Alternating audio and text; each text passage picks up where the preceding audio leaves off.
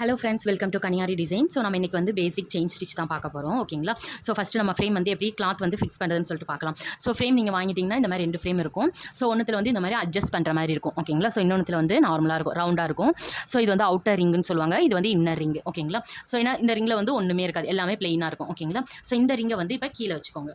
கீழே வச்சுட்டு அதுக்கு மேலே இந்த மாதிரி கிளாத்து, நீங்கள் என்ன கிளாத் வாங்கியிருக்கீங்களோ, பாப்ளின் கிளாத்தாக இருந்தாலும் சரி, இல்லை சில்க் காட்டன் எந்த கிளாத்தாக இருந்தாலும் சரி, நீங்கள் இதுக்கு மேலே கீழே வந்து ஃப்ரேம் இருக்குது, அந்த ஃப்ரேம் ஃபுல்லாக கவர் பண்ணுற மாதிரி நீங்கள் வந்து கிளாத் வந்து ஃபிக்ஸ் பண்ணிக்கோங்க.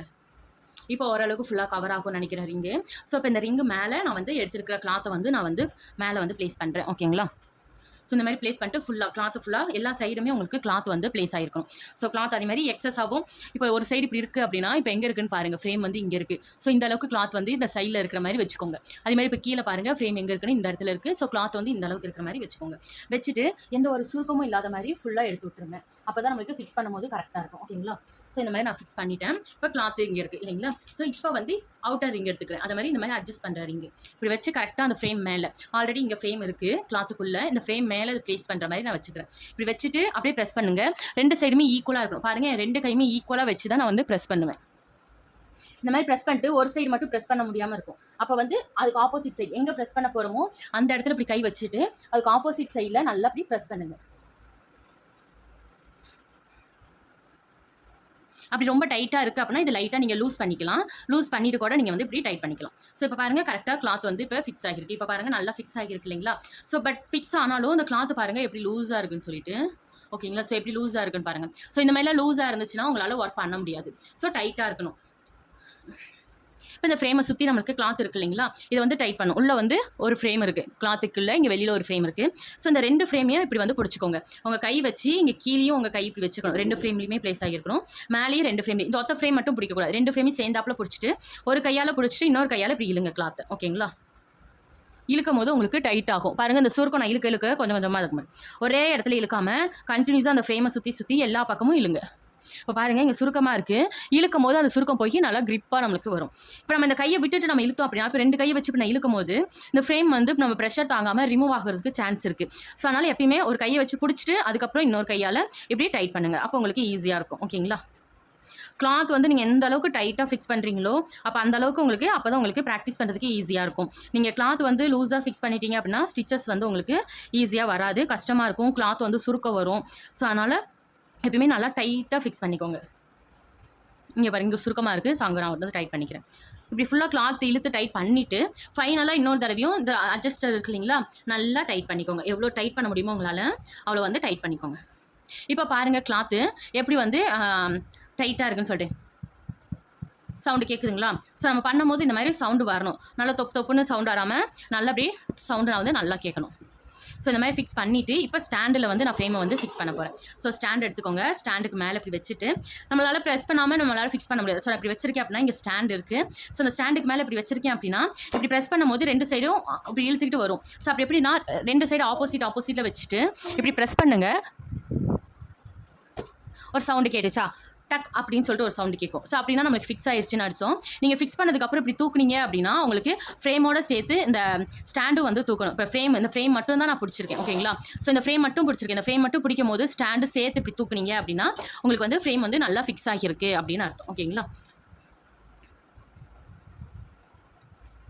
அதே மாதிரி ஸ்டாண்டு வந்து புதுசாக வாங்கும் போது அந்த ரிங் சைஸ் வந்து கொஞ்சம் சின்னதாக இருக்கும். அப்போ என்ன பண்ணால் இது வந்து அட்ஜஸ்ட் பண்ணுற மாதிரி இருக்கும். ஓகேங்களா? ஸோ அது வந்து நான் சொல்ல மறந்துட்டேன். அது வந்து பண்ணிடணும். நீங்கள் இந்த பாருங்கள், இங்கே 3 போல்ட் இருக்கும். ஓகேங்களா? ஸோ இது 3மே ஒரே இடத்துல ஜாயின் பண்ண மாதிரி இருக்கும். இந்த ரிங்கு வந்து கொஞ்சம் பெருசாக்கணும் அப்படின்னா இந்த இடத்துல இந்த சென்டரில் இருக்கு இல்லைங்களா, இந்த நட்டை வந்து நம்ம லைட்டாக லூஸ் பண்ணணும். பாருங்கள், நான் எந்த அளவுக்கு லூஸ் பண்ணியிருக்கேன்னு சொல்லிட்டு. ஸோ லூஸ் பண்ணி அட்ஜஸ்ட் பண்ணிவிட்டு நம்மளுக்கு ஃப்ரேம்க்கு ஏற்ற மாதிரி அட்ஜஸ்ட் பண்ணிவிட்டு அதுக்கப்புறம் நம்ம வந்து ஃபிக்ஸ் பண்ணணும். இந்த மாதிரி ஒரு சவுண்டு கேட்டுச்சு அப்படின்னா ஃபிக்ஸ் ஆகிடுச்சின்னு அர்த்தம். இப்படி ஃபிக்ஸ் பண்ணதுக்கப்புறம் லைட்டாக லூஸ் ஆன மாதிரி இருக்கும். அப்போ வந்து லைட்டாக இப்படி டைட் பண்ணிக்கோங்க. மறுபடியும் இன்னொரு தடவை ஃப்ரேமை வந்து கையால் பிடிச்சிக்கிட்டு டைட் வந்து பண்ணிக்கோங்க. ஒருவேளை லூஸ் ஆயிருச்சு அப்படின்னா டைட் வந்து பண்ணிக்கோங்க. இப்போ டைட் பண்ணியாச்சு இல்லைங்களா? இப்போ செயின் ஸ்டிச் வந்து நம்ம பார்க்கலாம். ஃபஸ்ட்டு வந்து ஜரி த்ரெட்டால் தான் நம்ம செயின் ஸ்டிச் வந்து நம்ம பார்க்க போகிறோம். ஓகேங்களா? ஸோ ஜரி த்ரெட் வந்து எடுத்துக்கோங்க.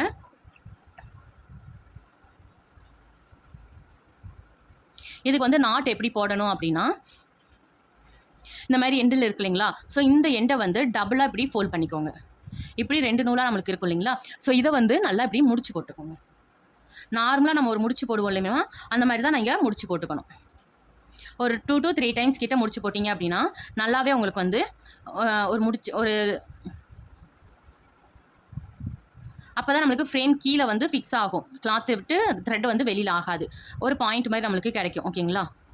ஸோ நான் ஒரு 3 டைம்ஸ் வந்து நான் முடிச்சு போடுறேன்.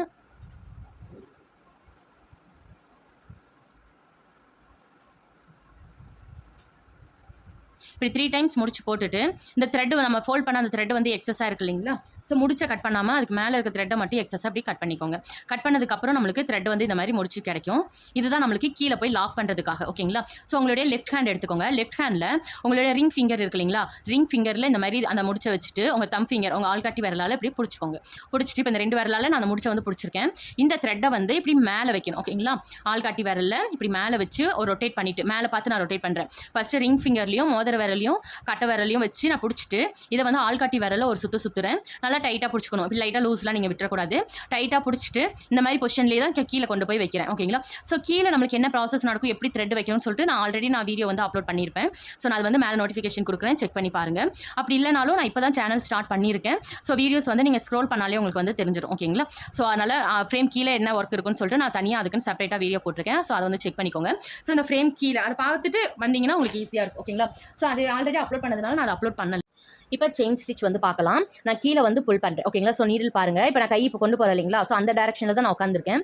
ஸோ என்னோட டேரக்ஷன் பார்த்து நான் நீடில் வந்து புல் பண்ணுறேன். நீடில் புல் பண்ணிவிட்டு கீழே வந்து த்ரெட்டை வந்து ஹோல்ட் பண்ணிவிட்டு மேலே இழுத்துட்டு வரேன். மேலே இழுத்துட்டு வரும்போது இப்போ ஃபஸ்ட் டைம் பண்ணுறதுனால கொஞ்சம் லென்த்தாக நான் வந்து காமிக்கிறேன். ஓகேங்களா?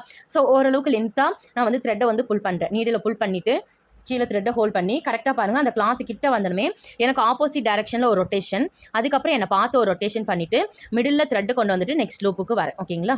ஸோ திரும்ப புல் பண்ணுறேன். நீடில் வந்து கீழே ஹோல்ட் பண்ணுறேன். ஹோல்ட் பண்ணுற வீடியோ வந்து ஆல்ரெடி கீழே இருக்குது ப்ளேலிஸ்ட்டில், செக் பண்ணி பாருங்கள். ஸோ திரும்பவும் ஆப்போசிட்டில் ஒரு ரொட்டேஷன், ஃப்ரண்ட்டில் ஒரு ரொட்டேஷன். ஃபுல் ரொட்டேஷன் பண்ணக்கூடாது, ஹாஃப் ரொட்டேஷன் தான் பண்ணும். இப்படி புல் பண்ணிவிட்டு நான் ஆப்போசிட்டில் ஒரு ரொட்டேஷன் பண்ணும்போது இப்படி ஃபுல்லாலாம் ரொட்டேஷன் பண்ணக்கூடாது. ஜஸ்ட்டு இப்படி எடுக்கிறீங்க அப்படின்னா இப்படி ஆப்போசிட்டில் ஒரு ரொட்டேஷன், என்னை பார்த்து ஒரு ரொட்டேஷன் பண்ணிட்டு இழுத்தணும். ஓகேங்களா? ஸோ இப்படி புல் பண்ணுறீங்க அப்படின்னா இப்படி ரொட்டேஷன் இப்படி, அவ்வளோதான். ஓகேங்களா? ஸோ அதுவே குட்டி குட்டி செயின் ஸ்டிச் ஆகும். இப்போ நான் கொஞ்சம் லென்த்தாக போட்டிருக்கேன். இந்த அளவுக்கு நம்ம பண்ணக்கூடாது, ஜஸ்ட் ப்ராக்டிஸ்க்காக தான் அதை சொல்லியிருந்தேன். இப்போ குட்டி குட்டியாக நம்ம போடணும். ஸோ குட்டி செயின் ஸ்டிச்சு இப்படி போட்டு நான் ரொட்டேட் பண்ணுறேன். சேம் அதே தான், சைஸ் மட்டும் நம்ம குட்டியாக எடுத்துக்கிறோம்.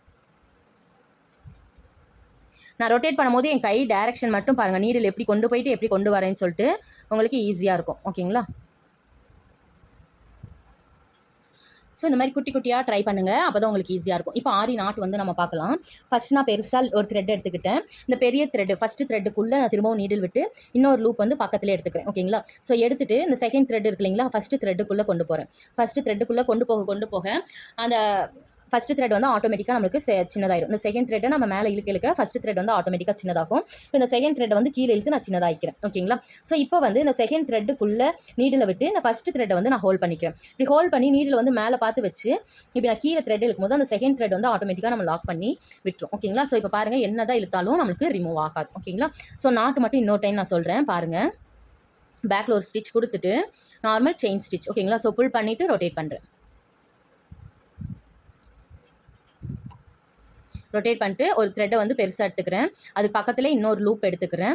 லூப் எடுத்து இப்போ ஃபஸ்ட் லூப்புக்குள்ளே இந்த செகண்ட் லூப் வந்து கொண்டு போகிறேன். இந்த செகண்ட் லூப் இழுக்க ஆட்டோமேட்டிக்காக ஃபஸ்ட் லூப் வந்து சின்னதாயிரும். அதுக்கப்புறம் இந்த செகண்ட் லூப் ரொம்ப பெருசாக இருக்கு இல்லைங்களா, இதை வந்து கொஞ்சம் சின்னதாக்கிட்டு இந்த செகண்ட் லூப்புக்குள்ளே தான் இப்போ நீடில் இருக்குது, அதுலேருந்து ஃபஸ்ட் லூப்பை வந்து நான் ஹோல்ட் பண்ணிக்கிறேன். இப்படி ஹோல்ட் பண்ணி மேலே பார்த்து வைக்கிறேன். கீழே இருக்கும்போது ஆட்டோமேட்டிக்காக அது வந்து லாக் பண்ணிக்கும். ஸோ மேலே நீடிலையும் பிடிச்சிக்கோங்க, கீழே த்ரெட் ரெண்டுத்தையும் அட் டைமில் லாக் பண்ணிவிட்டு இப்படி கீழே இழுத்து விடுங்க. உங்களுக்கு வந்து நாட் வந்து இன்விசிபிளாக வந்துடும். ஓகேங்களா? ஸோ இதுதான் பேசிக்கு. ஸோ இது பண்ணிவிட்டு எனக்கு வந்து வாட்ஸ்அப்பில் நீங்கள் பண்ணலாம், இல்லை எப்படி அனுப்புறதுன்னு தெரியலனா நீங்கள் ஜஸ்ட் ப்ராக்டிஸ் பண்ணிக்கோங்க. நான் டெய்லி போகிற வீடியோ மட்டும் ப்ராக்டிஸ் பண்ணுங்கள், கண்டிப்பாக உங்களால் ப்ளவுஸ் ஒர்க் பண்ண முடியும்.